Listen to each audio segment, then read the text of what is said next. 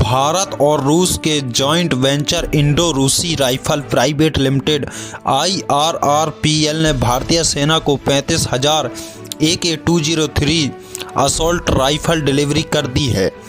इनका प्रोडक्शन 2021 में make in India और आत्मनिर्भर भारत के तहत शुरू किया गया था दोस्तों।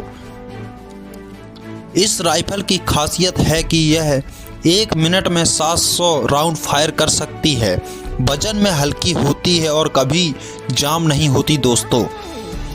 IRRPL ने भारत में AK-203 असॉल्ट राइफल के प्रोडक्शन के लिए प्रोजेक्ट का पहला फेज पूरा कर लिया है दोस्तों।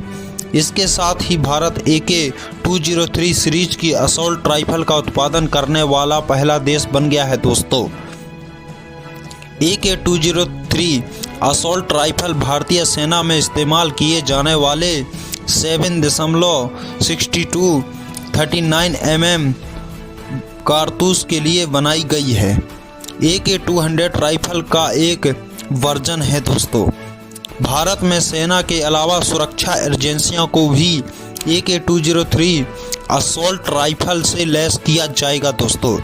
इसके अलावा IRRPL इस राइफल को दूसरे देश में भी एक्सपोर्ट कर सकेंगे दोस्तों। भारतीय सेना अभी पुराने तकनीक में युद्ध कर रही है दोस्तों। भारतीय सेना 1996 में एसास राइफल इस्तेमाल कर रही थी।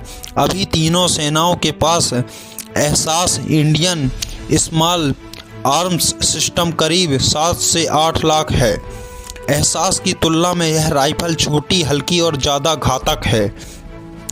AK-203 का वजन 3.8 किलो है, जबकि एसास राइफल का वजन बिना मैगजीन और बेयोनेट के भी 4.15 किलोग्राम होता है। एसास की लंबाई 960 मिलीमीटर जबकि AK-203 7.5 मिलीमीटर लंबी है। यह AK-47 सीरीज का एडवांस वर्जन है दोस्तों। ये कभी जाम नहीं होती, भीषण सर्दी, गर्मी, बारिश का भी असर नहीं होता है दोस्तों।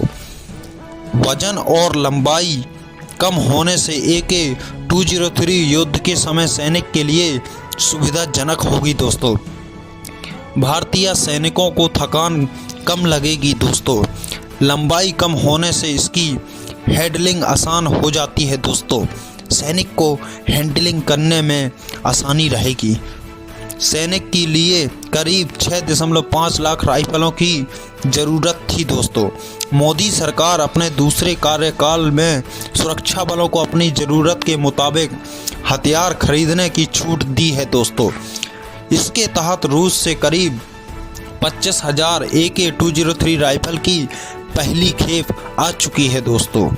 बाद में 2023 में कोराबा आर्डिनेंस फैक्ट्री में इनका प्रोडक्शन शुरू हुआ। यह कुल 7 लाख राइफल बनाई जाएंगी जो पूरी तरह से स्वदेशी होंगी दोस्तों। 2000। अगर यह जानकारी आपको अच्छी लगी हो तो मेरे चैनल को सब्सक्राइब कर दीजिए, एक लाइक कर दीजिए। धन्यवाद।